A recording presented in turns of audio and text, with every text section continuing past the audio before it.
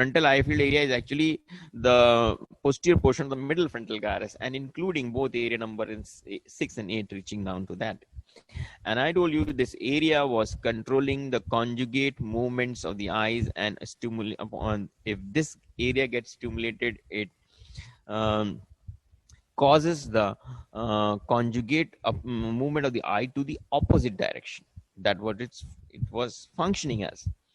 Now, if this area is under lesion, so what will happen? Now, the conjugate deviation of the eyes will move towards the side of the lesion. So this is important. Remember, ये इस तरह के eyes related questions clinical questions में बहुत बन जाते हैं.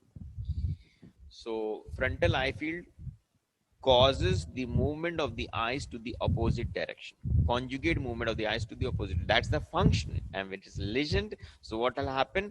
This, because the other side, the this frontal eye field would be normal, so that will be unopposed action, right? So if there is a lesion here on the right side, so what will happen? The two eyes will move towards the right side, to the paralyzed side, because of the unopposed action of the left side.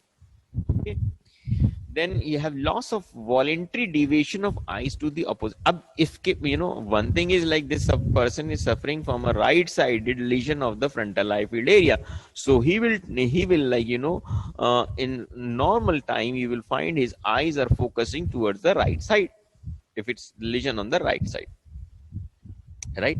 And if you ask him, sitting on the left side, if you ask him to look towards me, or meri taraf dekho, on the sitting on the left side, so he will not be able to move his eyes towards the left side, right? So loss of voluntary deviation of the eyes to the opposite side, because lesion ho gaya na, tab lesion to kya kar raha tha, opposite conjugate movement of the eyes to the opposite direction ही नहीं हो रहा है इसमें, so he will not be able to move the eyes to the opposite direction. But to compensate for that, what will he do now?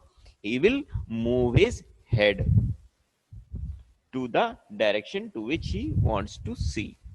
So that is like a compensatory mechanism, right? And remember, I told you sometimes this area also not only controls the eye movements, but also the neck and the pupillary dilatation.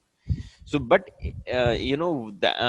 if lesion is here, then I believe that the movement of neck will also be hampered, right? And movement of because remember, this is connected to the visual eye field area or the occipital lobes. But one more thing is here, that involuntary movement although is possible. ये frontal motor area है ना, अभी involuntary movements के connections होते हैं extra pyramidal, right? Extra pyramidal connections की वजह से involuntary movement of the eyes to the opposite direction will be possible, like when you are when you find any movement moving object in your visual field, like if you're sitting in a train and you're looking out of the window and you find you are like focusing something moving outside, so obviously just unconsciously you are like subconsciously you're looking, and in that case your eyes will move to the opposite direction, even having after lesion of area number this frontal eye field area. That means it's not voluntary movement. Voluntary, if you'll try to ask him to look to the opposite direction, it will not be possible. But involuntary, he can look. Or maybe another example, let's say, like if this person is sitting who's having this lesion on the right frontal eye field area, his eyes are all the time looking towards the right side.